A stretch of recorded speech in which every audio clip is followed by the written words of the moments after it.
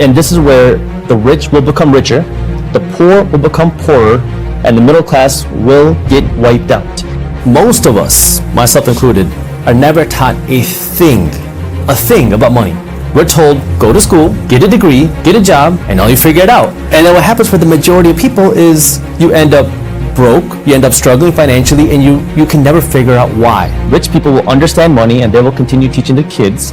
And everybody else, the majority of people who have no idea what's happening, will continue to become poorer because they don't even see it happen. High school, I went through college, I went through 1 year grad school, and then I went through law school, and I never once learned a thing about money. When more money gets produced, it effectively reduces the value of each individual dollar. But this is where rich get rich and the poor get poorer, because as the value of the dollars drop, what happens? For regular people, your salary doesn't stretch as far, your savings don't buy you as much, and so you're effectively becoming poorer each and every day, because for most of us, we're taught to save our money, and your savings are becoming less valuable each and every day. While what wealthy people do is they're not storing cash, they're buying assets. And it's all a game. And this is what wealthy people understand. It's all a game. Anything is possible. If you live in America, you speak English, you have more opportunities than really anybody else in the world. People will literally risk their lives to come to this country because there's opportunity here. So my parents came to this country with next to nothing. So I got nothing to lose and everything to gain, right? And so this is the place where that opportunity exists. But now you have to be willing to work hard, but you also have to be willing to work smart. You have to do both. Because if you're not willing to work hard, your smart working is effectively worthless. You have to be willing to apply both together. And I had none of this, financial education. Your salary, hey, you got a raise, but you're actually broker now than you were before the raise, because your raise isn't keeping up with inflation. As you start to go down deeper and deeper down the rabbit hole, you start to realize, oh my God, everything that I've been told is a lie. As I was studying, I started reading other business books and financial books, and I remember this. I was in the library studying, and I went onto Google, and I searched the richest people in America. And you see people like Steve Jobs, Warren Buffett, Bill Gates, Mark Zuckerberg. And I was like, none of these people are doctors. Mm-hmm. None of these people went down that traditional route of getting a degree, doing a good job. Am I missing something? Because I thought that if you go to school, get a good degree, you can make a lot of money. And if you work harder in school, get better grades, you'll make even more money. So I thought it was just directly correlated. Your grades, your income. And that's when I started questioning things. And I realized, maybe this isn't right. And so that kind of pushed me into this whole painful, emotional journey of learning about money, learning about entrepreneurship, learning about what does it mean to become wealthy and how do you actually do it. So that was kind of the initial phase for me, and then I had to go out and actually start learning. The government can't just spend money without somebody paying for it. They have to generate the tax dollars. If they don't pay it through tax dollars, somebody's still going to have to pay a tax. And inflation now is a hidden tax. It's a silent tax. It affects the people who don't understand money, and it disproportionately affects the poor and the financially uneducated.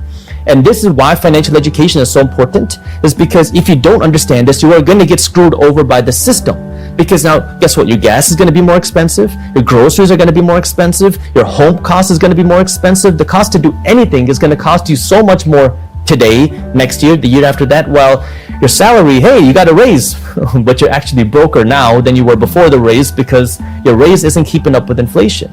And so that's where you have to be willing to go out of your way to learn how some of these things work, because if you don't, you're just going to be a pawn in the system. And it's very unfortunate. It sucks. And this is where I'm trying to help provide that education, because these are things I never grew up learning. These are things that I wish somebody would have told me. 7 out of 10 Americans across the board are living paycheck to paycheck. 50% of Americans that are making $250,000 a year are living paycheck to paycheck. That's crazy. It's not how much money you make. It's what you do with the money you make that is so important. And so now, if you have a buffer, you're already better than the majority of people. Now the question is, what do you do with it? Well, we're taught, save it. Save all of it. So your investments are zero, and your savings, you're trying to grow that, thinking that you're going to become wealthy. But you're never going to be able to outsave inflation.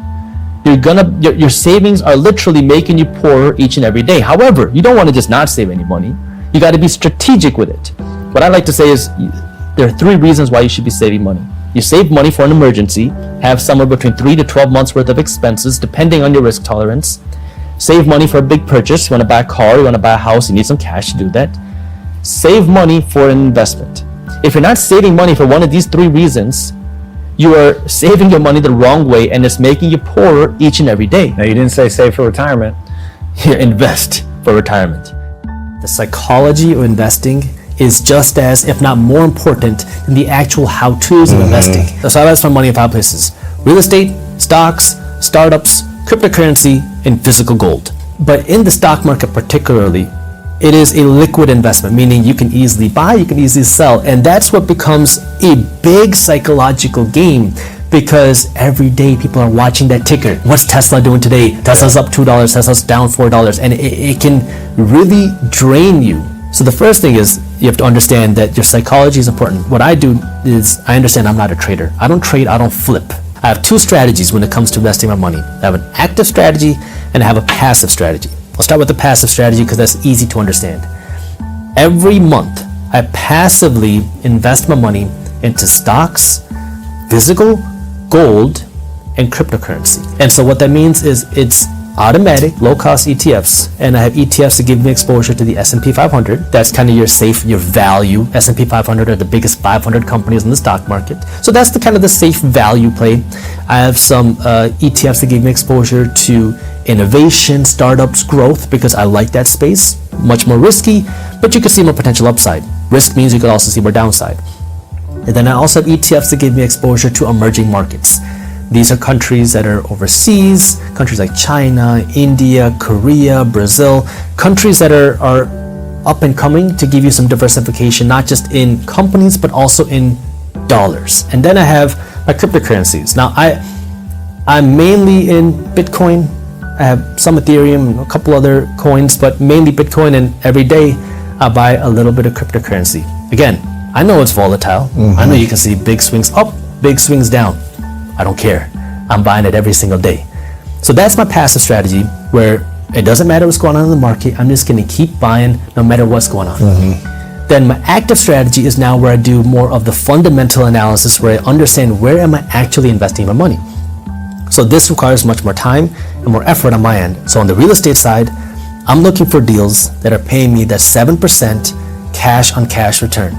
And so I'm going to be analyzing the numbers, looking at properties, walk through a lot of deals, and when I find something, I will go out and buy it. In the stock market, rather similar. I'm looking for companies that I believe in, that I believe are good fundamentally. Fundamentally means looking at the numbers, right? What do the revenues look like? Have the revenues been growing? How fast are they growing? 10% a year, 20% a year? What about the profits? But you also have to look a little bit deeper than just the profits, because you want to see what's going on with the expenses. Where are they investing?